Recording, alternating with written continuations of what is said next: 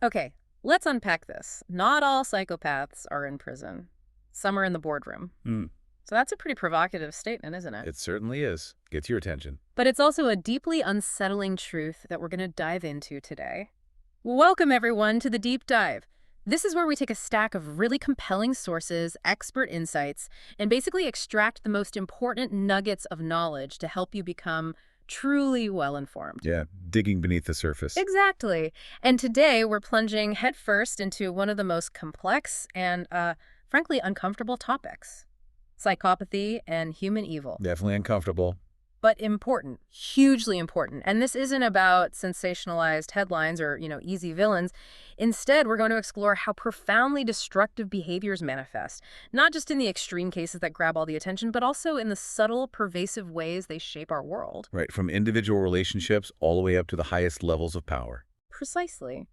Our mission here is to move far beyond simplistic definitions, to truly try and grasp the psychological, the social, even the neurobiological underpinnings of why people do, well, unthinkable things. It's a big question. Why do people do these things? Get ready to have some long-held beliefs unpacked, because this deep dive is based on a really remarkable collection of insights. We've got leading psychoanalysts, psychologists, psychiatrists, primarily drawn from the illuminating pages of the book Psychoanalysis in a New Key. A fantastic collection of perspective. It really is. We're here to guide you through these expert views, aiming for a nuanced, well-informed understanding of these profoundly dark aspects of human nature. Let's get into it. So when you hear the word psychopath, what immediately springs to mind for you? I mean, for most of us, the image is terrifying, almost cinematic, isn't it? Absolutely. Serial killers lurching in the shadows, maybe pedophiles, sadistic individuals driven by cruelty. Yeah, or you think of historical tyrants, right? Stalin, Hitler, names synonymous with mass suffering. These are the archetypes we see in media, in true crime. They're kind of our worst nightmares made real. They are. But that popular perception, while it definitely contains elements of truth, it's actually a very narrow view. Ultimately, it's profoundly misleading when we look at the whole picture of psychopathy. Misleading how? Precisely. Because the concept of psychopathy isn't some simple, clear-cut diagnosis that neatly divides everyone into, psychopaths and non-psychopaths. It's not a binary switch. Oh, okay. It's much more like, as the research overwhelmingly shows, it exists on a wide and, frankly, often disturbing spectrum. Right? So while those extreme examples you mentioned, they absolutely fit the bill at the severe end, it's crucial for us to understand what the experts call subclinical, or perhaps even more chillingly, successful psychopaths. Successful psychopaths. That sounds counterintuitive. It does, doesn't it? But these are individuals who exhibit many, maybe even most, of the core psychopathic characteristics. The profound lack of empathy, the manipulative tendencies, that superficial charm, the glibness, pathological lying, grandiosity. All the hallmarks. All the hallmarks. But, and this is the key bit, they are remarkably adept, almost preternaturally skilled at avoiding exposure. They stay out of the mental health system. They stay out of the criminal justice system. They don't just blend in, they actually thrive. And it's not just about them going unnoticed, is it? It's more than that. The sources seem to suggest they actively flourish within certain systems. Exactly. That's the deeply unsettling part. These successful psychopaths frequently achieve positions of significant status and influence. We're talking about the corridors of power in government, the upper echelons in corporations, even leadership roles in other institutions. Which forces us to ask that uncomfortable question. How? How do traits we normally see as destructive, like zero remorse, exploiting others, that single-minded pursuit of power, how do they actually become assets in these environments? Well, often it's because their ruthlessness is mistaken for ambition. Their decisive action, which lacks any empathy, is seen as, strong leadership. Their calm under pressure, which comes from emotional detachment, gets interpreted as resilience. Precisely. Or their ability to make cold, calculated decisions without any sentimentality is seen as strategic thinking. They might be hailed as visionary leaders, tough negotiators. While the damage they cause is overlooked or explained away. For a time, yes. So this idea of a psychopath in the boardroom, not just locked away in a prison cell, it's a stark challenge to how we usually think about villainy. It really is. It makes you wonder how many people like that might be operating around us, in plain sight. Seemingly unpunished, maybe even rewarded for behavior that's ultimately destructive. And that ability to blend in, to succeed, sometimes because of these traits, It forces us to confront an even broader, often misunderstood concept that's deeply tangled up with this. Huh. The idea of evil itself. Ah, yes. What exactly are we talking about when we use that word? And why is it so slippery, so hard to pin down? It's true. Evil. It feels almost archaic sometimes, doesn't it? Like something from another era. Historically, you might reserve it for truly catastrophic events, a massive earthquake and a terrible famine, things beyond human agency almost. Or in a religious context, right? Yeah. Sin, a fundamental violation of divine law. Exactly. But then fast forward to today, and it's almost become, well, casual. It's like a synonym for, I really dislike that. People say, oh, that movie was evil, or their politics are evil. Thrown around so lightly. Yeah, it feels like it's lost its profound weight, its specificity, its real terror. You've absolutely hit on something fundamental there, which raises this really important question. Which is, Why is it so crucial for fields like psychoanalysis fields that delve into the deepest parts of the human psyche? Why is it so vital for them to meticulously define and actually wrestle with the concept of evil, rather than just dismissing it as, a purely moral judgment or a sociological issue? because it feels like it should be just a moral issue, maybe? Well, the sources make it undeniably clear why that's not enough. As Gilligan noted via Itzkovitz and Howell in our source book, as long as we think of it as a moral problem, we will never be able to learn what causes it or what prevents it. Ah, okay. So the moral judgment gets in the way of understanding. Precisely. It means we have to transcend mere judgment. We need to move beyond simply condemning something as evil and instead engage in rigorous scientific inquiry. We need to understand its origins, its mechanisms, psychological, social, its developmental pathways, not just recoil from the awful effects. So less, this is bad, and more, why does this happen? Exactly. What are the underlying dynamics that allow such profound destructiveness to emerge? That's the core psychoanalytic question. And when psychoanalysts do wrestle with it, they come up with definitions that really cut through the casual stuff. Otto Kernberg, for example, a huge figure in the field. Towering figure, yes. He defines evil as the shocking expression of primitive aggression, destructive behavior towards others that, in its violence, evinces a wildly excessive quality, a radical callousness, and a lack of compassion that seem to defy the basic nature of humanity. Wow. That's potent. It really resonates with that primal, almost physical reaction, doesn't it? That feeling you get when you hear about some monstrous act, heinous crime, unspeakable cruelty causing unimaginable pain. Yeah, that gut punch. It's that moment when, your face scrunches up, you wince, maybe your jaw drops in disbelief, and the only words that seem to fit are, that was horrible, that was evil. It's that deep-seated recognition of something fundamentally wrong. Yeah. Something profoundly violating what we think of as human. It's not just dislike, it's encountering a profound, almost inexplicable absence of humanity. A void where compassion should be. A radical callousness, as Kernberg put it. So, if we accept that evil and psychopathy aren't just about cartoon villains, but they're on a spectrum with deep, complex psychological roots, well, the next question has to be, where does this all begin? Right. The developmental origins. What are the underpinnings of such a chilling capacity for cruelty and indifference? The sources point us very directly towards the earliest experiences in life, specifically the centrality of early attachment failures. Indeed. Those foundational psychological processes, the ones that allow us to connect with others, to understand ourselves, to regulate our emotions, they're intimately linked to the development of psychopathy. So things going wrong very early on. Very early. We're talking about profound failures in healthy attachment, particularly something called disorganized attachment, and along with that, severe problems in mentalization. Mentalization. Can you unpack that a bit? It sounds complex. It is, but it's crucial. Mentalization is much more than just knowing if someone seems happy or sad. It's the sophisticated, often unconscious, ability to truly read between the lines of human behavior. It's about inferring and understanding our own and others' intentions, their beliefs, their desires, even their hidden motives and emotional states. It's like our internal theory of mind, absolutely vital for navigating complex social relationships and, critically, for developing empathy. And for someone with psychopathy, the social compass is broken. Deeply impaired, fundamentally flawed. And it's not just a minor hiccup in development, right? It sounds like a foundational catastrophe for the psyche. That's a good way to put it. When a child experiences what's termed attachment trauma, often from caregivers who are themselves disturbed, maybe aggressive, severely inconsistent, frightening. The source of safety is also the source of fear. Exactly. That paradoxical situation can lead to profound impairments across several crucial psychological domains. Schimenti and Coretti highlight this in the source material. We're talking severely impaired affect regulation, the basic ability to manage and express emotions healthily. So emotional chaos. Or profound shutdown. Their cognition can become distorted. And critically, it leads to the early emergence of profound dissociation and a fragmented rather than integrated sense of self. Dissociation. Splitting off. Yes. Liotti, another researcher cited, suggests that disorganized attachment can literally lead to the collapse of the successful integration of consciousness in a young child. The mind simply can't hold together the conflicting experiences. Wow.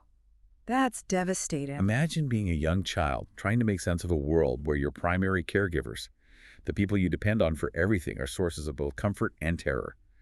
Unpredictably loving one minute, hostile or frightening the next. It's an impossible situation. It is, and such a child may internalize a distorted image of that caregiver. This leads to an identity built around what's described in the literature as an alien persecutory internal object. An internal persecutor, like having an enemy inside you. Essentially, yes. An internalized figure that is experienced as bad, threatening, aggressive. Their very self-structure gets built on a foundation of internal conflict and danger.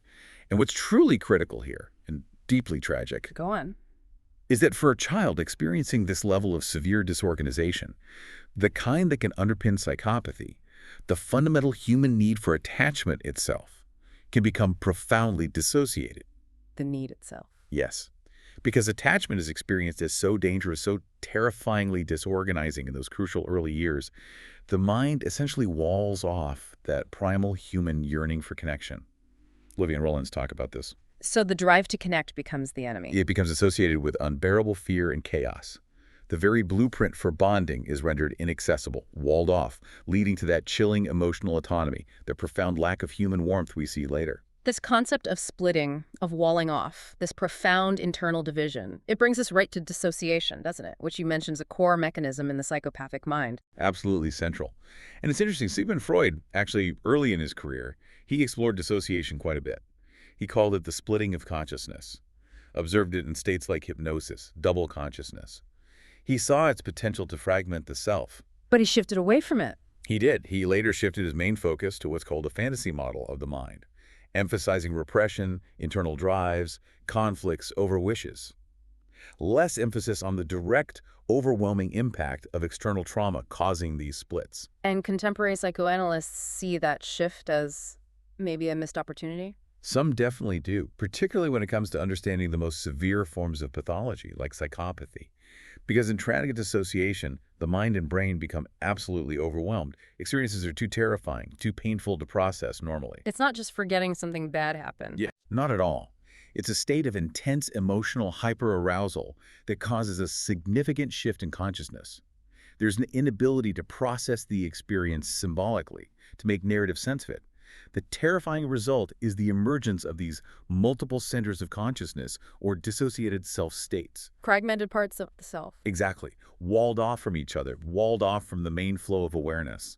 The mind literally becomes structured by this profound, persistent dissociation, creating a fragmented internal world held together by, well, often by rigid defenses. But you said the dissociation in psychopathy is distinct, right? Chillingly distinct. Yes, and this is crucial. For most people who experience dissociation, perhaps due to complex trauma, imagine having parts of yourself that feel totally alien, like a stranger inside your head. You don't identify with them. They cause distress. They are ego-dystonic. Okay, experienced as foreign, unwanted. Right. But with psychopathy, it's the precise opposite. Their aggressive, power-oriented, manipulative self-states are completely ego-syntonic. Ego-syntonic, meaning? Meaning they feel natural, integrated, right to them. They embrace those parts. They see them as core to their identity, as strengths even. And what gets pushed away, what becomes totally inaccessible or dissociated. That is the vulnerability. Exactly. Any vulnerable, attachment-oriented, or needy self-states, any capacity for genuine warmth, remorse, guilt, need, that's what gets walled off. It's a complete inversion of how most of us experience our inner world, where our conscience and capacity for empathy are usually part of our conscious experience. So the bad parts feel like me, and the good or vulnerable parts feel alien or don't exist. That's a good way to summarize it. You can see this stark distinction in case examples like Sonny from Stein's research mentioned in the book. He killed someone while apparently in a dissociated state. Okay. But unlike a true psychopath, Sonny also had other named parts to his personality, and crucially, he felt sadness and guilt over what he did. That feeling, that remorse, ruled him out as a true psychopath in that framework. Because the bad act wasn't ego-syntonic, he felt bad about it later. Precisely. The psychopathic mind, by contrast, operates with its aggressive, power-hungry aspects in full, conscious play, fully embraced, while any capacity for genuine connection or remorse remains fundamentally walled off, dissociated. This profound ego-syntonic splitting is a huge contributor, maybe the key contributor, to that shocking lack of empathy that defines psychopathy. And that stunning lack of empathy, that stunning lack of conscience, as Robert Hare famously put it, it's not just a psychological quirk, is it, or bad choices. Yeah. It actually has observable neurobiological underpinnings. Yes, absolutely. Research using fMRI scans, functional magnetic resonance imaging, reveals some consistent patterns. We see decreased activation in specific brain regions for individuals high in psychopathic traits, especially when they're responding to punishment cues or engaging in moral learning tasks. Which brain regions are we talking about? Key areas include the amygdala, which is crucial for processing emotions like fear and guilt. The fear center. Right. Also, the ventromedial prefrontal cortex, or VMPFC, which is vital for moral and social decision-making, learning from consequences, integrating emotion into judgment. Kind of the brain's moral compass area? In a way, yes. Yeah. And also the dorsal anterior cingulate cortex, which helps connect these areas and process emotional information, particularly generating feelings like guilt and remorse, and detecting errors. So these aren't just random bits of the brain. They're essentially the circuitry of our conscience, our social learning capacity. That's a great way to put it. Imagine trying to navigate the social world, make moral choices, learn from mistakes, without the brain systems that normally provide the emotional feedback, the pang of guilt, the fear of consequences, the empathetic twinge. It'd be like driving without brakes or a rearview mirror, maybe, only seeing your destination. That's a chillingly apt analogy. When these areas are underdeveloped or damaged, particularly if it happens early in development before moral frameworks are fully formed, it directly impairs a person's ability to acquire moral knowledge, to understand social rules intuitively, and crucially, to grasp the emotional impact of their actions on others. So it provides a scientific basis for Hare's observation that psychopaths operate primarily for self-gratification at the other person's expense. Exactly. Because their brain simply isn't processing the emotional signals, guilt, fear, empathy, that would typically put the brakes on such behavior in others. It really raises a profound and deeply uncomfortable question, doesn't it? Which is? If the very brain structures necessary for moral reasoning and empathy are physically underdeveloped or damaged, what are the genuine implications for rehabilitation, for intervention? It's a huge challenge. It suggests a fundamental biological barrier to change that traditional therapeutic approaches, which often rely heavily on fostering empathy and insight, might really struggle to overcome. It forces us to confront whether some individuals are simply wired differently, in a way that makes true moral transformation incredibly difficult, perhaps impossible. What's fascinating here, and perhaps most unsettling, is how these deep psychological and biological roots manifest not just in extreme cases, but in everyday society, often in plain sight, far from prisons or psychiatric hospitals. Which brings us right back to that opening statement, doesn't it? Not all psychopaths are in prison. Exactly. In fact, there's been a significant rise in awareness, maybe even prevalence, of what are often called corporate psychopaths or successful psychopaths. The data is quite striking. Studies like those by Babiak, Newman, and Hare that are cited in our sourcebook show the prevalence of psychopathy in corporate professionals is around 3.9%. 3.9%. How does that compare to the general population? Significantly higher. The general population estimate is usually around 1%, so nearly 4 times higher in these corporate settings. And notably, many who score high on psychopathy measures are disproportionately found in high-ranking executive positions. Wow, so they're not just present, they're climbing the ladder. It seems so. Yeah. And initially, these individuals are often perceived quite positively by coworkers and superiors. At first glance, they're seen as strategic thinkers, good They communicators. seem like leaders. They can seem like leaders. They can be charming, persuasive, decisive, appear incredibly confident, qualities often valued. Absolutely. But if you dig a little deeper or observe them over a longer period, the picture changes dramatically. The same individuals are frequently seen by those who know them better as poor team players with poor management skills and ultimately poor performance reviews when their true impact becomes clear. Because the charm wears off. Right. Or the damage becomes visible. Both. Their fundamental lack of empathy, their parasitic and self-serving nature, means they operate almost exclusively based on their own self-interest, often to the profound detriment of colleagues, the corporation itself, or even society at large. They're purely transactional. People are just tools. And the sources give some pretty vivid, chilling examples of this kind of corporate psychopathy in action. They do. Painfully so. You think about Bernard Madoff and his massive Ponzi scheme, defrauding thousands, billions lost, or the Enron scandal, systemic deceit, corporate collapse, lives ruined. Textbook examples of greed and lack of conscience causing widespread harm. And then there's the behavior of banks like Bank of America, JP Morgan Chase, selling those shoddy mortgage-backed securities before the 2008 crisis, knowing deception for profit that helped trigger a global meltdown. The consequences were catastrophic for so many. Or more recently, the Wells Fargo scandal, millions of fake accounts created by employees under pressure, all for executive bonuses, directly hurting customers, and the Volkswagen emissions scandal, deliberately cheating emissions tests on 11 million cars. A calculated deception harming public health for profit. These aren't just isolated incidents of a few bad apples, are they? Doesn't seem like it. They reveal a systemic presence, almost, of psychopathic traits operating, thriving even, in plain sight, deeply impacting our economy and eroding trust in our institutions. And their ability to operate like this, often for years without detection, relies heavily on their mastery of deception. The mask of sanity. Exactly. That famous term coined by Hervey Cleckley back in 1941. Their inherent danger is generally invisible to the untrained eye because they skillfully mimic normality. They look the part. They appear sincere, charming, competent, trustworthy, despite being fundamentally insincere, emotionally detached, and utterly lacking genuine moral concern. They are playing a role, and they play it very, very convincingly. It's a terrifyingly effective skill set, isn't it? Makes them incredibly dangerous. Masters of seduction, beguilement, and manipulation, as Salter puts it. They can inflict profound hurt without feeling a shred of remorse. Often show remarkably little distress even when caught because they simply don't care about the consequences for anyone but themselves. And they use the right language, too. Yeah. Right, the buzzwords. Oh, absolutely. Trust me. Believe me sincerely.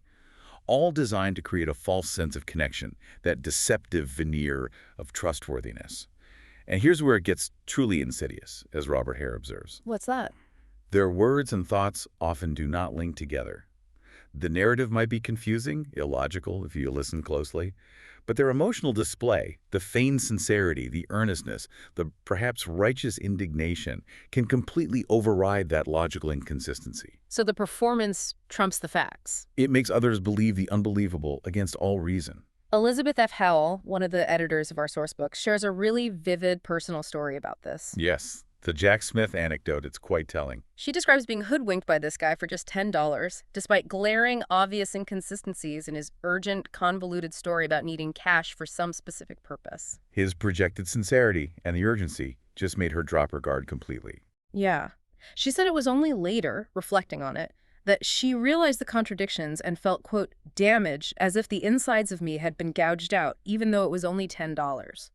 That feeling of violation, even over something small, it perfectly demonstrates how, as Christopher Bollas puts it, people can be acceptingly amused by such cute monsters rather than horrified. We get charmed, taken in by the performance, and miss the predator underneath. Which leads to that critical, almost chilling observation from Robert Hare that really applies to all of us. Which is? If we can't spot them, we are doomed to be their victims, both as individuals and as a society. Wow. That's blunt. It is, because our collective inability to recognize these human predators, whether they're in the boardroom, masquerading as charismatic leaders, or exploiting us personally, it leaves us completely vulnerable to the destructive wake they leave behind. Our blindness enables them. If we connect this to the bigger picture, then, it really highlights a profound societal blind spot, doesn't it? Almost like a collective psychological defense mechanism. It seems that way. When society is confronted with psychopathic behavior or true evil, The reaction is often a complex mix. You see collusion, maybe born of fear, Understandably frightened, yeah. then disbelief, no, surely he can't be that bad. And then, maybe too late, outright condemnation. So denial first, then maybe anger. And this tendency to deny the profound, shocking evil right in front of us, as Christopher Boulez argues, actually supports the fascist state of mind. How so? It's a form of collective counter-dissociation. The dangerous, uncomfortable reality is unrecognized, rationalized away, or processed far too late, only after the damage is done. We collectively turn a blind eye, maybe hoping it'll just go away. It's like we just don't want to believe someone could be that bad, that devoid of human feeling, that destructive without any remorse. And that very denial, that collective turning away, prevents us from seeing or acting effectively against these human predators, as Howell calls them. And it makes you wonder, how much does a culture that deeply values, or seems to value, unrestricted power and aggressive materialism, as Erich Fromm suggested, how much does that culture inadvertently create an environment where psychopathic traits aren't just overlooked, but are actively rewarded? That's the horrifying thought, isn't it? That the very traits we despise in their most extreme form, the lack of empathy, the ruthless self-interest, might be the very things our systems tacitly encourage or even celebrate as marks of success. Meaning our systems themselves could become breeding grounds, or at least highly tolerant environments for this kind of destructive behavior. It's a deeply disturbing possibility. So far, we've mostly talked about psychopathy and evil as individual things, pathologies of the mind. But what happens when those individual capacities for destruction intersect with larger social forces, with obedience, ideology, group dynamics? Ah, yes. This is where the landscape of evil gets even more complex and, frankly, profoundly disturbing. Because it turns out that ordinary men, as the saying goes, can be swept up into profound acts of cruelty they'd likely never contemplate on their own. The power of the situation. Exactly. This unsettling truth was powerfully demonstrated by those classic psychological studies that really shocked the world. Stanley Milgram's obedience experiments back in 1963. The shock experiments, right? That's them. He found that a startling majority of subjects, over 60% in some variations, were willing to deliver what they believed were severe, potentially lethal electric shocks to a stranger, simply because an authority figure in a lab coat told them to continue. Even when they heard screams of pain from the other room. Even then.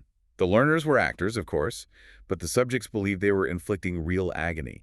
And similarly, Philip Zimbardo's Stanford prison experiment it was revisited heavily in 2007, but originally 1971. Where students became guards and prisoners. Yes. It showed how easily mentally healthy, ordinary college students, when assigned these arbitrary roles, could become vicious, abusive, dehumanizing towards their peers within just a few days. The power of the situation, the roles, just overwhelmed individual moral compasses. So these experiments fundamentally challenged that comforting idea that evil only resides in monsters, in inherently bad people. Completely. They suggested that ordinary men and women could be swept up into an extraordinary reality, a powerful, morally corrosive environment, and commit seemingly unthinkable acts of destructiveness, simply based on situational demands, group loyalty, or unquestioning obedience to authority. Which connects directly to Hannah Arendt's famous work on the banality of evil, which she explored regarding Adolf Eichmann and the Holocaust. A crucial bridge, yes. Shifting our understanding of evil from just individual pathology to something that can emerge from powerful social processes, collective delusion, systemic pressures. And speaking of Arendt and the banality of evil, her initial idea based on watching Eichmann's trial was pretty radical, wasn't it? Extremely. She suggested that figures like Eichmann, a key architect of the Holocaust, weren't necessarily sadistic monsters driven by a lust for murder. But more like bureaucrats. Right. She depicted him as a numb bureaucrat, simply following orders, concerned only with administrative efficiency, timetables, logistics. This was a profoundly provocative idea, trying to demystify evil, presenting it as a product of thoughtlessness, conformity, a failure to think critically rather than profound malevolence, the evil of the mundane, the thoughtless. But more recent, detailed scholarship seems to paint a different picture. It does, particularly from researchers like Bettina Stangneth, whose work is presented in our sources by Robert Prince. This newer scholarship offers a contrasting and deeply unsettling perspective that really challenges Arndt's original take. How so? This research reveals Eichmann was far from a simple, unthinking bureaucrat. He was actually described as ferocious in pursuing the aim of extermination, driven by a fanaticism that went way beyond just following orders. So, not banal at all. Quite the opposite. He was cunning and manipulative, actively engaged in political maneuvering, driven by a deep will to power and desire to control people's thoughts. He actively created false pictures, engaged in bad faith negotiations, using deception as a primary tool to facilitate mass murder on an unimaginable scale. A stark example of that was Theresienstadt, right? The concentration camp presented as a spa town. A horrifying example of profound reality manipulation. Theresienstadt was deceptively portrayed to the outside world, especially the Red Cross, as this benevolent spa town for elderly Jewish people, a place they could retire peacefully. While in reality, It was a brutal transit station to the death camps like Auschwitz. Tens of thousands perished right there from starvation, disease, executions. This elaborate facade was specifically designed by Eichmann to counter disturbing reports of Nazi atrocities, to deceive international inspectors. A grand, deadly theater of deception to enable unimaginable suffering. here's where it gets really interesting and maybe frighteningly relevant today. This systematic undermining of reality through explicit confabulation, the deliberate fabrication of facts to serve a political or ideological narrative, it isn't new, is it? Not at all. It's a terrifyingly persistent historical constant. The technologies change, but the tactic remains. Hitler used the radio, which was cutting-edge mass communication then, to spread virulent lies, creating a warped reality for millions. And today, demagogues use the internet, social media, to direct sophisticated falsehoods to targeted groups, constructing these virtual echo chambers of delusion and hate that become self-reinforcing. You mentioned Dylan Roof, the Charleston church shooter. He radicalized himself online, right? Exactly. He derives his warped information, his justification for mass murder, from internet hate sites that presented him with a completely manufactured reality, a narrative of white victimhood and black aggression. It just shows how deeply destructive outcomes can arise directly from deliberately constructed alternate facts and fake news. It corrodes any shared sense of objective reality. Makes it impossible to reason or empathize with anyone outside your constructed bubble. And this manipulation of reality, this dehumanization, it's often tied into powerful group dynamics, isn't it? Especially in fundamentalism and what Erich Fromm called group narcissism. Yes, Fromm's concept of group or social narcissism is really relevant here.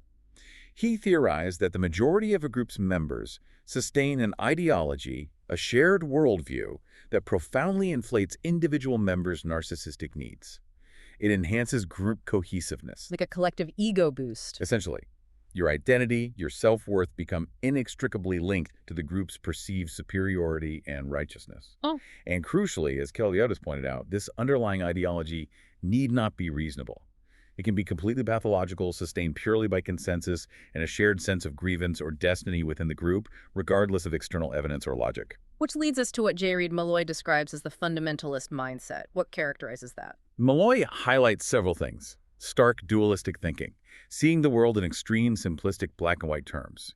Good versus evil, us versus them, no shades of gray. Everything is polarized. Completely. There's pervasive paranoia and rage in a group context.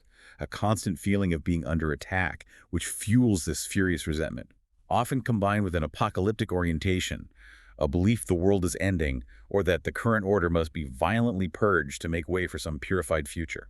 And central to all this is splitting. Yes, that defense mechanism we talked about earlier, but operating at a group level. It simplifies complex reality into easily digestible, emotionally charged binaries. And the direct consequence is a profound, chilling failure to empathize with outgroups. They're not just different, they're seen as entirely bad. Subhuman, even. Precisely, deserving of whatever fate the in-group decides for them. We see this horrifically illustrated in some examples from the sources, like Said Qutb's writings on American women. A chilling example, where his personal, maybe repressed erotic desire and his fierce moral condemnation became terrifyingly intertwined. This contributed to a theology of rape, later used by groups like ISIS to justify the systematic sexual enslavement of Yazidi women. It's staggering how individual pathologies get sanctioned and amplified by group ideology. And the case of Erid Oka, the Frankfurt airport attacker, it shows how jihadist videos, combined with his own profound sexual inexperience and personal frustrations, fueled this narrative of violent martyrdom, bringing perceived sexual pleasure in the afterlife. He found meaning in the violence. He seemed to find stability, meaning, and a perverse form of release in these narratives. He sought to kill American soldiers, seeing them as projective vehicle for his own confused desires, transferring his inner turmoil onto an external enemy, all sanctioned by a powerful group narrative he found online. So what does this all mean for us, looking at these dynamics? It demonstrates in the starkest terms how individuals, especially those already vulnerable maybe due to early attachment issues, a fragile sense of self can regress to or become fixated at what psychoanalysts call a borderline level of personality organization. Characterized by Unstable emotions, distorted self-image, intense, polarized views of others. This makes them incredibly vulnerable to recruitment by groups that justify and sanctify violence. These groups offer a ready-made identity, an external enemy onto which all internal frustrations can be projected. And their emotions can shift dangerously fast. Terrifyingly quickly. From mere anger or argument to outright contempt and disdain for others' beliefs, then to disgust for the outgroup, culminating in a chilling willingness to commit homicide against them. The individual capacity for evil becomes institutionalized, rationalized, even celebrated within the group's embrace. When we talk about institutional evil, moving from groups to established structures, one of the most agonizing examples has to be the Catholic Church sexual abuse scandal. A profound example, yes, and devastating on so many levels. Because it wasn't just about individual acts of horrific abuse by priests, was it? It was about the systemic ravaging of souls by people entrusted with a sacred duty, figures wielding immense moral and spiritual authority. And crucially, beyond the abuse itself, it was about the despicable cover-up by bishops and other leaders. A deliberate, widespread pattern of hiding the truth, protecting perpetrators, silencing victims, moving abusers around. Mary Gail Ferralio-Dea, a psychoanalyst and survivor advocate in our source material, explicitly calls this systemic cover-up evil itself. Not just wrong, but evil. Yes, because the psychological devastation for victims is almost unimaginable in this context. The perpetrator isn't just an authority figure. They're a priest seen as Alter Christus, another Christ, an Uberfather, a figure of ultimate trust, divine connection, moral guidance. So the betrayal cuts incredibly deep. Incredibly. The abuse isn't just physical violence, as profound as that is. It's described as mind-fucking and spiritual devastation that can be as damaging, if not more so, than the physical harm. It shatters faith, trust, the very foundation of meaning for survivors. And this created what Richard Gardner calls institutional betrayal trauma. Exactly. A profound wound where the very people and institutions survivors might have turned to for protection. Church officials, school administrators, sometimes even parents or community members, colluded, directly or indirectly, to protect the perpetrator and the institution at the expense of the survivor. Protecting the institution above all else. It's a chilling form of collective counter-dissociation, isn't it? The horrifying truth is denied, rationalized away, actively suppressed to protect a cherished institution and its perceived sanctity, its image. And Ferralio-Dea herself, in the book, describes feeling not just hurt, but profoundly duped and enraged by the hypocrisy she witnessed firsthand. Yes, that story about the conference. Where a bishop openly praised Cardinal Bernard Law, a central figure in the Boston cover-up for what he was supposedly doing in Boston, which was actively concealing abuse, even as Law was being deposed for it. It's breathtaking hypocrisy. She describes a religious sister next to her grabbing her hand, seething, wanting to throw her shoe at them. It captures that raw, visceral rage and disbelief at such profound moral bankruptcy. And Reverend Andrew Greeley's poignant question resonates too. How can one be guilty of so many objective mortal sins and not break down in pain?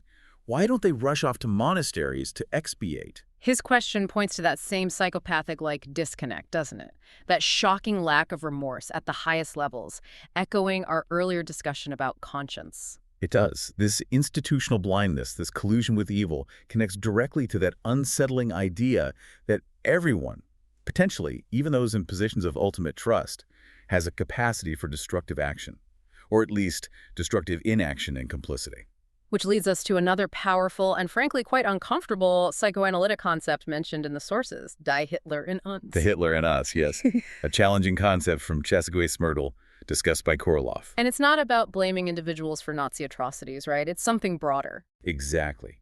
It's about acknowledging a profound, sobering truth, that all human beings possess a potential for evil. This potential isn't a fixed trait, but it can be activated by a dangerous combination of internal, private, and external interpersonal cultural pressure. So inner vulnerabilities meeting outer pressures. Precisely. And acknowledging this diabolical part within ourselves is incredibly threatening to our sense of security, our self-esteem. It often leads to immediate denial or dissociation Why? because it raises the specter of shame and, worse, rejection. We don't want to see ourselves or be seen by others as capable of truly horrific things. We push it away. And the sources point out that even highly trained professionals, people supposedly dedicated to healing and understanding, like psychoanalysts during the Nazi regime, were not immune. Not at all. They made increasingly greater compromises with their professional standards as the regime tightened its grip, gradually normalizing the unthinkable. There's that chilling example from the Berlin Goering Institute. Yes, the sadistic and humiliating cure methods for homosexuals. Patients forced to perform heterosexual acts, often with prostitutes, in front of panels of doctors, supposedly to cure them and save them from the death camps. It's utterly horrifying. And it wasn't just a few bad apples. It seems it was more systemic within that context, an entire profession or parts of it operating within a system that demanded compliance with horrifying, unethical acts. It just demonstrates how readily that human potential for destruction, for profound moral compromise, can emerge under intense pressure, even among those we'd expect to be most resistant. It really challenges that conceit of the neutral and transcendent professional, doesn't it? Absolutely. The idea that our training, our sensibility, our insights somehow automatically shield us from our own capacity for destructive behavior. It forces us to acknowledge that these behaviors can emerge despite all that. It's a sobering reminder that our human capacity for cruelty, for dehumanization, for compromise is always there. It can be influenced, even activated by powerful societal and cultural forces. It demands a constant, vigilant self-awareness that perhaps we collectively and individually struggle to maintain. And this capacity for evil isn't just individual or even confined to specific institutions like the church or professions under duress. It can become deeply embedded in the very fabric of society itself, manifesting as systemic evil. Yes. Dr. Martin Luther King Jr., with his incredible moral clarity, famously observed what he called a triple-pronged sickness that has been lurking within our body politic from the beginning. What were the three prongs? The sickness of racism, excessive materialism, and militarism. He saw these not as separate issues, but as deeply interconnected pathologies defining the American experience, poisoning its potential. And this sickness, particularly racism, as the sources detail, has profoundly shaped the very foundation of American wealth and power. Undeniably, Susan Grant's point is stark. White wealth has been grounded in the regulated presence of whiteness and blackness, and a Native American vanishing. The vanishing of Native Americans, referring to the systemic, brutal, often unacknowledged historical disappearance through centuries of relentless warfare, egregious land theft, forced displacement, breaking of treaties, and deliberate exposure to disease. A brutal history. Including atrocities like scalping. Yes, and it's important to note, contrary to popular myths blaming Native Americans, scalping for bounty was actually invented by white settlers, Dutch and English, who then paid bounties for Indian scalps to incentivize killing. This laid a foundation of racialized violence and dispossession for the very beginning. And the legacy of this systemic evil continues, doesn't it? The line from slavery through Jim Crow to today. It's a clear, tragic line. The historical black codes and Jim Crow laws, designed explicitly to maintain racial hierarchy after slavery, laid the undeniable groundwork for what Michelle Alexander powerfully terms the new Jim Crow of mass incarceration. The statistics are just horrifying. They are. African Americans imprisoned at 6 times the rate of whites, despite similar drug usage rates across racial groups. It reveals a profoundly biased system, not equal justice. And the sources highlight the Central Park 5 case as a vivid example of this public demonization fueled by those in power. A terrible example. You had figures like Donald Trump taking out full-page newspaper ads declaring these teenagers wild criminals, calling for the death penalty before their trial. They were later fully exonerated by DNA evidence and the confession of the actual perpetrator. But the damage was done. It was a deliberate unleashing of racial fear and mob mentality based on false narratives. Reflecting what Cleone White describes in the book as a malignant odor of racism deliberately released into our cultural ethos by figures who weaponize racial hatred and division for political gain. There's also that insidious concept mentioned, the consumption of whiteness. Yes, drawing on bell hooks and Erich Fromm. It acts as a kind of perverse psychological defense for economically disadvantaged whites. By clinging to the illusion of whiteness as a privileged identity and maybe subconsciously equating poverty with blackness, they can be tragically blinded to their own exploitation by the very wealthy elite they often support. Redirecting their anger downwards or sideways instead of upwards at the system exploiting them. Exactly. It prevents solidarity based on shared economic interest. So what does this all mean for us, the listener, listening to this deep dive? Beyond the history and the theory? Well, it means, as Cleone White asserts, that racism is as much the burden of the racist as it is the burden of its victims. True resolution, genuine healing, real progress, it demands that we not only confront the glaring economic inequality underpinning so much societal strife, But also courageously challenge the false narratives, the deeply ingrained prejudices, the systemic biases that perpetuate these destructive systems. it underscores a profound truth highlighted throughout these sources, that traumatizing structures of society and traumatized structures of mind are inexorably linked. We cannot truly understand individual psychopathy or the pervasive capacity for evil without acknowledging the larger societal and historical forces, the systemic pressures, the collective dissociations that shape, enable, and sometimes even reward it. This deep dive really shows that the darkness isn't just out there in individuals, is it? It's woven into the very fabric of our shared reality, our history, our institutions. It's a difficult truth to sit with. As we bring this deep dive to a close, it's clear that psychopathy and human evil are far from simple concepts, and they're certainly not confined to obvious monsters behind bars. Not at all. We've explored how they manifest across a chilling spectrum of behaviors, from the calculated deceit in the boardroom to the profound manipulation on the political stage, even back to the quiet, devastating ruptures in the earliest attachments. We've seen how they're deeply intertwined with our individual psychology, rooted in early trauma, profound dissociation, and how they're amplified by societal structures, collective blind spots that prevent us from seeing uncomfortable truths. Truths about others, and perhaps, crucially, about ourselves, too. We've peeled back layers of denial, haven't we? Examined the impact of attachment failures, delved into the neurobiology of a lack of conscience, confronted how social forces, obedience, ideology can transform ordinary people. And we've seen how institutional betrayal, systemic racism perpetuate these insidious cycles of trauma and injustice, making us all, in different ways, complicit or vulnerable. It's a complex, interconnected web. So, after today's deep dive, here's a final provocative thought for you, our listener, to consider. It builds on Richard B. Gartner's insight.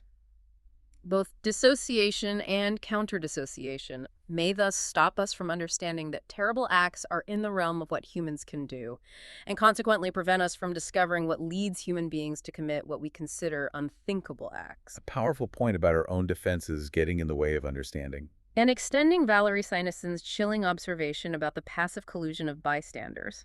If evil often thrives on our fear, our tendency to simplify, and the passive collusion of those who stand by, what specific, uncomfortable truth about human behavior or societal structures will you actively engage with, rather than dissociate from, after today's deep dive? What will you choose to see rather than turn away from? It's a personal challenge for all of us. We encourage you to continue your own deep dive, to look for the nuance where there's easy simplification, to bravely confront the discomfort that comes with a more profound understanding of yourselves and the complex, often dark world around you. Because this knowledge, though unsettling, is perhaps your strongest shield.